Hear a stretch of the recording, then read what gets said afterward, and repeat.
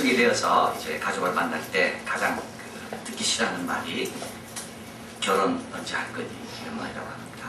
지난 안 보는 사이에서 살쪘구나 이런 말은 아주 듣기 싫어한다고 합니다. 학생의 경우에는 친척을 만날 때 제일 부담스러워하는 것이 너 성적 요즘 좀 올랐니 이런 말을 제일 부담스러워합니다. 특별히 수험생, 고3 재수하는 학생들에게는 이제 올해 네가 어느 대학 가려고 하는데 이런 질문은 정말 힘들다는 질문입니다. 관계 험악한 아들과 아버지가 있었습니다. 문제는 아들의 성적 때문이었습니다. 비싼 돈을 들여 과외를 시켜도 성적이 자꾸 내려가기만 했습니다. 속이 탄 아버지는 아들에게 이렇게 음장을 놓았습니다. 너희 자식아 이번에도 또 성적 떨어지면 아예 가족의 연은 끊자. 그때 내 아들 아닌 줄 알아. 알았어. 아들은 아버지의 말에 긴장해서 고개를 끄덕였습니다. 성적표를 받는 날 돌아왔습니다. 학교에 다녀온 아들 그때 마주치자 아버지는 조급하게 물었습니다. 야 너 성적 어떻게 됐니? 그러나 아들은 생뚱맞은 표현으로 아버지를 쳐다보며 아저씨 누구세요? 너무 성적 강조하면 자식들이 먼저 부모 자식의 연을 끊습니다. 추석에 잘 보내셔야 될 겁니다. 오늘 본문은 지도력에 관해 또 다른 면을 보여주고 있습니다. 그동안 지도자에 관해 우리가 주목했다면 오늘은 지도자가 아니라 따르는 자가 어떤 자세와 자질이 필요한가 따르는 자에 관해서 말씀하고 있습니다. 지도자가 아무리 열심히 인도하려고 해도 따르는 자가 반응하지 않으면 아무것도 발생되지 않는다는 겁니다.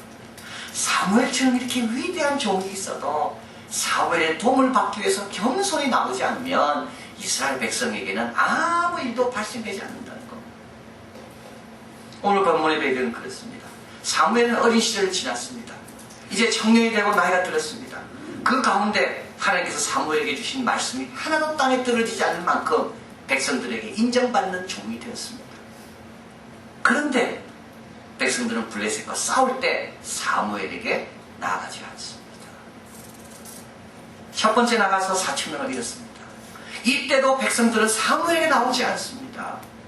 장로들이 여호와의 법궤를 가져와서 싸우자. 그래서 또 싸웠지만 법궤도 빼앗기고 이번에는 3만 명을 잃습니다. 사무엘이라는 하나님이 종의 옆에 있는데도 불구하고 백성들은 그 사무엘에게 나오기를 거부하는 겁니다. 왜 그럴까요? 7장에 가보면 백성들이 사무엘에게 나옵니다. 그때 사무엘이 그들에게 했던 말이 이겁니다. 당신들 속에 있는 아스다롯 이방 여신과 이방 신들을 제거해라. 사무엘에게 가면 들을 말이 예상됩니다. 그런데 그 사무엘이 해주는 말하고 자기가 원하는 건 다릅니다.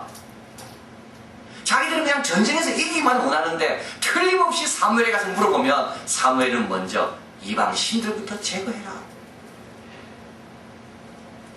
그래서 나오지 않는 겁니다. 우리도 마찬가지입니다. 하나님 신실한 종을 보내주십시오. 하나님 말씀을 가감없이 전하는 종을 보내주십시오. 기도는 합니다. 그러나 실제로 그 종이 나타나면요 그 종에게 물어보려고 안 합니다. 왜냐하면 내 뜻과 내 계획이 다 서 있기 때문에 나는 내 뜻과 내 계획대로 하려고 하는데 이거 하나님께 물어봤다가는 하나님이 하지 말아야 할 것 같으니까 하나님께 안 나오는 겁니다. 그래서 어떻게 됐습니까? 전쟁에서 패하고 가족을 잃었습니다. 얻은 건 하나도 없고 잃은 것밖에 없습니다. 그리고 20년이 지났습니다. 7장이죠. 사무엘상 7장. 그때 백성들은 깨닫고 사무엘이 돌아옵니다. 그리고 사무엘이 시키는 대로 다 하니까 엄청난 역사를 이룬 걸 보게 됩니다. 여러분 사무엘이 변했습니까? 아닙니다. 사무엘이 20년 전이나 지금은 똑같습니다.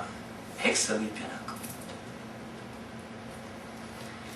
자, 그래서 여기에서 우리는 따르는 자의 중요성에 대해서 배워야 됩니다. 따르는 자가 너무 중요합니다. 따르는 자가 마음의 자세가 돼야지만이 하나님이 보내신 종과 함께 하나님의 역사를 만들어내는구나. 한나와 엘리. 왜 한나의 지도력은 영향력이 있어서 사무엘을 변화시키고 엘가나의 가정을 일으켰습니까?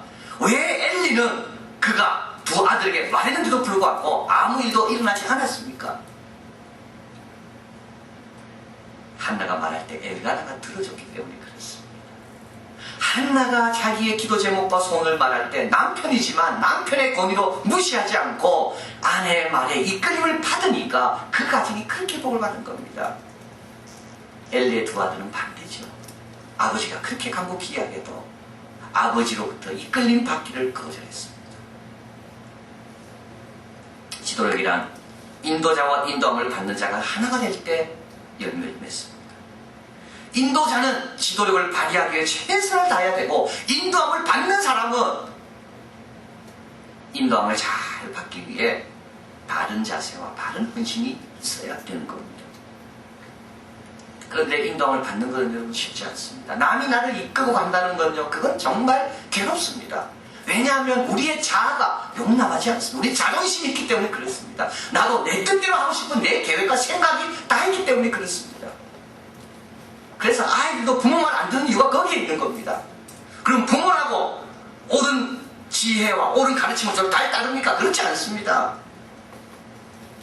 우리 속에 있는 자아, 고집, 편견, 자기 주장. 그런데 분명히 기억할 거 하나 있습니다. 그건 뭐냐면 인도함을 잘 받으면요, 우리가 복 받는다는 겁니다. 모르드게의 인도함을 잘 받았기에 에스더가 왕비가 된 겁니다. 예수님의 열한 제자가 예수님의 인도를 잘 받았기에 하나님 나라에 큰 정도를 쓰임받았습니다. 사무엘상 7장에 가보면 사무엘이 인도를 받으면서 백성들이 달라집니다. 미스바에서 회개운동이 일어납니다. 블레셋 사람이 치러 왔지만 하나님이 천둥을 보내서 블레셋 사람을 다 쫓아내버립니다. 그리고 블레셋 사람에게 빼앗겼던 도시까지도 다시 얻게 됩니다. 인도함을 잘 받으면요, 잃었던 것도 얻게 됩니다. 우리가 조금 전에 불렀던 찬양이 있습니다. 28장이죠. 주의 크신 도움받아 이때까지 왔습니다. 이때까지 어떻게 왔습니까, 여러분? 우리 부모님의 인도함 때문입니다. 나를 웨끼려준 분의 인도함 때문이고 나를 가르쳐준 분의 인도함 때문에 이때까지 온 겁니다. 그리고 기억할 것은 신앙의 본질은 뭐겠습니까? 이끌림을 잘 받는 데 있습니다. 주님이 나를 어디든지 이끄시는 대로 생각합니다. 이게 신앙의 핵심입니다. 그런데 잘 안 되죠. 우리가 경험하면서도 이끌림 받은 그 열매를 내가 누리면서도 또 이끌려 하면 누가 거기에 대한 반발부터 생기는 게 우리의 본심입니다. 그래서 우리에게 필요한 것이 있는데 훈련입니다. 훈련은 뭡니까?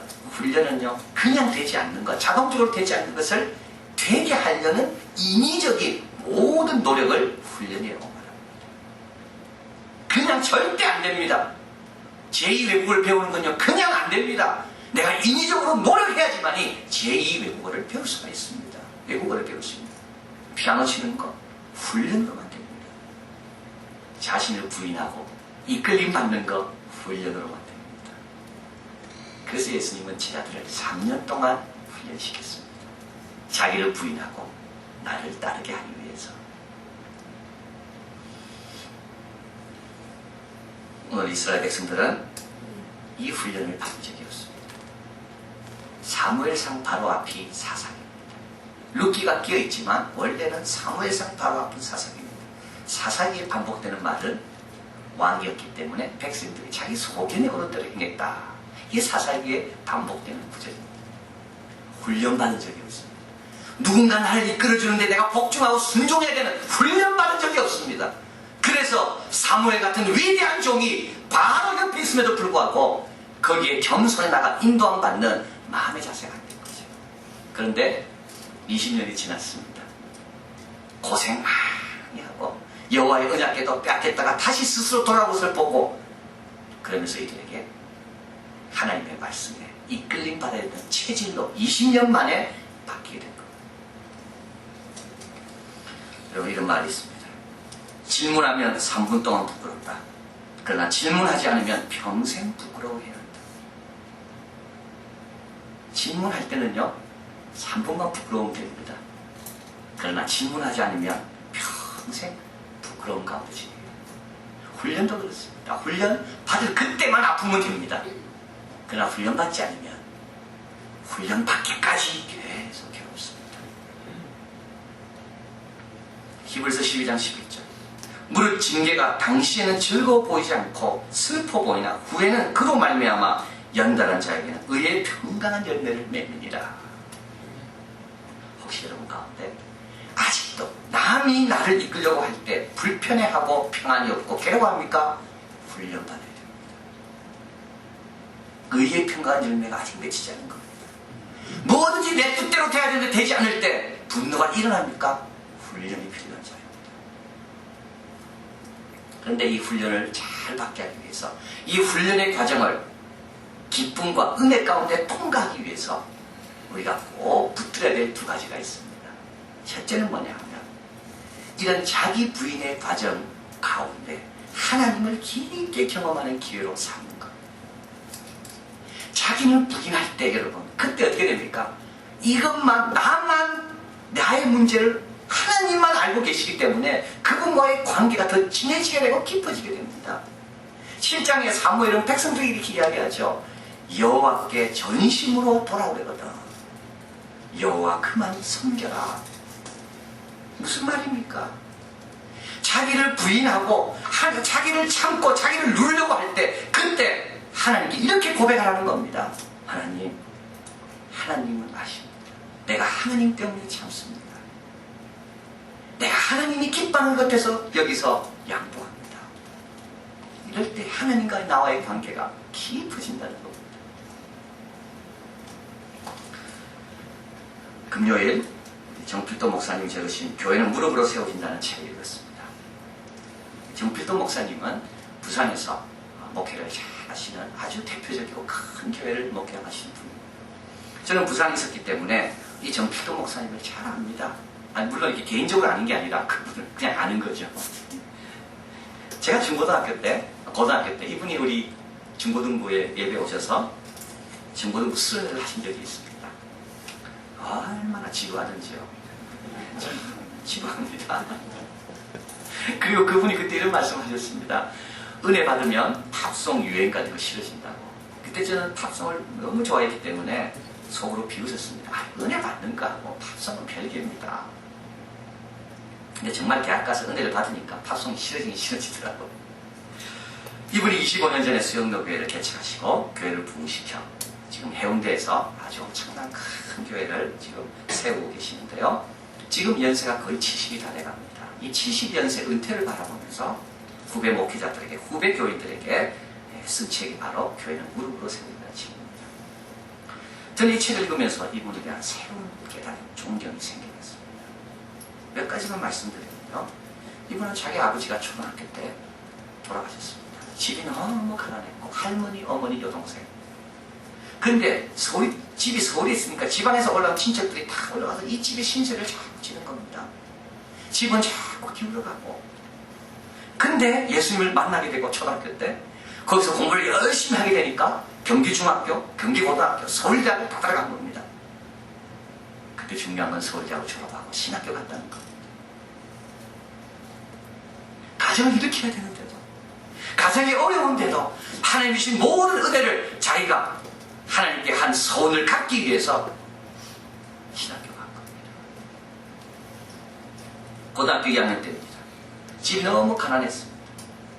그리고 그렇게 자기에게 위로가 되던 교회도 분쟁에 휩싸인 걸 보고, 그리고 살면서 살수록 죄를 많이 짓는구나. 그래서 이 청년이 입청소년을 깨닫고 난 다음에 그는 하나님께 이렇게 기도하기 시작했습니다. 하나님, 더 이상 내가 살고 싶지 않습니다. 살아봤자 고생만 더하고 살아봤자 죄 많이 지으니까 나를 데려가 달라고. 그래서 하나님께서 자기를 빨리 죽게 하는 방법이 뭘까? 금식하다 죽으면 되겠다. 그래서 이제 금식 기도를 시작했습니다. 하루가 지나고 이틀이 지났는데 배만 고프고 하나님께서 자기의 생명을 거둬가지 않는 겁니다. 자기가 생각했습니다. 이러다가 내가 40일 끝나도 죽진 않겠구나. 그래서 3일째 간절하게 하나님께 기도했습니다. 빨리 내 생명을 거둬달라고. 근데 그때 하나님께서 이런 음성을 들려주셨습니다. 너는 이미 죽었다. 이제 너는 나를 위해 살 수는 없겠네. 너는 이미 죽었다. 이제 나를 위해 살 수는 없겠니? 성경에 나오는 모든 위대한 사람들은 나는 죽었다. 이제 나는 주님을 위해서 살아야겠구나. 그래서 사람을 무시해도 오히려 더 깊어지면 깊어졌지 그에 대해서 싸우지 않았습니다. 사람을 섬겨야 될 위치에 가 있어도 잘 섬기면 섬겼지 거기서 그들을 저항하고 반항한 사람은 아무도 없습니다. 사울과 같은 그런 정신질환자 밑에 있던 다윗, 얼마나 사울을 잘 섬겼는지. 모세의 시종처럼 모세를 40년 동안 따라다니며 섬겼습니다. 그림자처럼. 요셉도 이방인 보디발의 집에 종으로 팔려갔지만 보디발을 잘 섬겼습니다. 여러분, 누군가 나를 이끌려고 할 때, 내 뜻과 다른 것을 나한테 요구하면서 따라오려고 할 때, 그때 이렇게 기도하십시오. 하나님, 맞습니다. 나는 이미 죽었습니다. 이제 하나님을 위한 거라면 내가 가겠습니다. 이러면요, 믿음이 깊어지게 되고 이 훈련의 과정이 은혜의 과정으로 변할 때입니다. 두 번째로, 이끌림을 잘 받는 훈련을 감당하기 위해서는 사람을 늘 새롭게 보아야 됩니다. 사람을 늘 새롭게 보아야 됩니다. 이게 무슨 말인가 하면, 우리가 다른 사람의 지도력을 인정하지 않을 때는 두 가지 이유죠. 하나는 내 믿음이 문제고, 또 하나는 내가 바라보는 그 사람에게도 부족한 게 있기 때문에 그렇습니다. 하나는 내 자아가 살아있기 때문이고, 또 하나는 나를 이끄는 사람이 부족한 것이 나한테 자꾸 보이니까 이끌림 안 받습니다. 그런데 부족한 게 보였다는 건 뭐겠습니까? 두 가지입니다. 첫째 하나는 나와 다르다는 것일 수가 있습니다.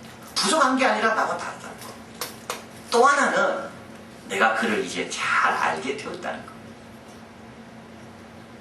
처음에는 얼마나 좋아했습니까? 그러나 잘 알게 되면요, 부족이 보이게 됩니다.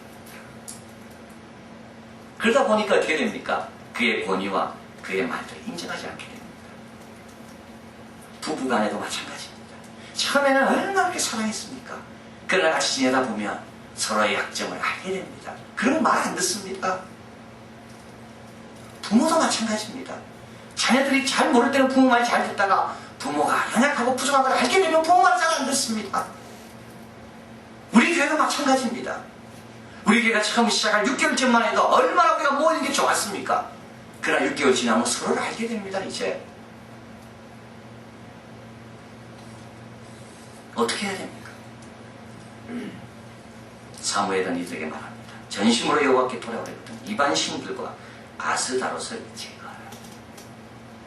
나도 모르게 품어놓았던 상대방에 대한 잘못된 생각들, 상대방에 대한 불편한 마음들, 나와 다른 것에 대한 불편한 심기들, 이런 것들을 주기적으로 제거해야만 된다. 피터 드러커는 이런 말을 했습니다. 오랜 기간 항해한 배의 경우 선체에 붙은 조개 껍질을 떼내는 작업이 반드시 필요하다. 그렇지 않으면 속도가 떨어져 기동력을 잃게 됩니다. 처음 배에는 조개 껍질이 없습니다. 계속 항해하다 보면 조개 껍질이 붙게 되어 있습니다. 그것을 떼내야 되는 거죠. 주기적으로. 그는 말합니다. 혁신에 뛰어난 기업은 거의 3년마다 한 번씩 모든 제품, 프로세스, 기술, 서비스, 모든 것들을 사형 재판에 회부합니다.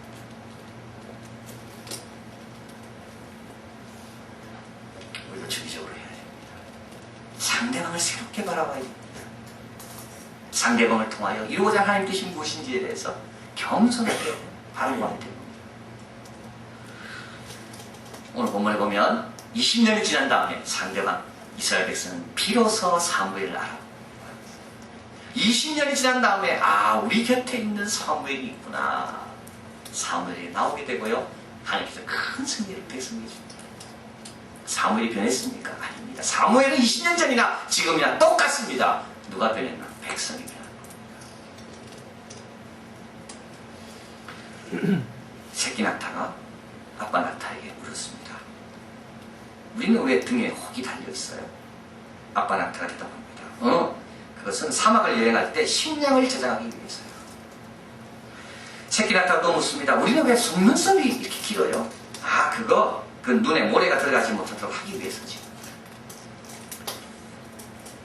마지막으로 새끼 낙타가 묻습니다. 우리는 왜 발가락이 붙어 있어요?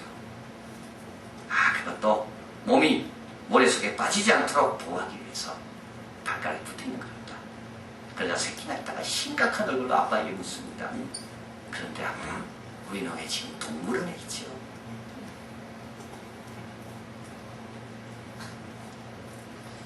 하나님이 다 주셨는데도 하나님을 섬기지 않기 때문에 내 옆에 두신 그분의 존귀함과 가치를 내가 자꾸 무시하고 인정하지 않기 때문에 낙타처럼 광활한 곳을 뛰어야 할 우리가 동물원에 갇혀있지는 않습니까? 하나님을 전심으로 섬기려고 하시고 사람을 새롭게 보려고 하는데 이스라엘 백성들이 있는 큰 승리가 우리에게도 있습니다. 찬송가 28장 2절 가사 다시 불러드립니다. 주의 크신 도움받아 이때까지 왔으니 이와 같이 천국에도 이르기를 원하네. 하나님의 인도를 잘 받고 사람들의 인도를 잘 받아 천국까지 갈 때까지 승리하는 우리 모두 되시기를 진심으로 바랍니다. 기도합니다.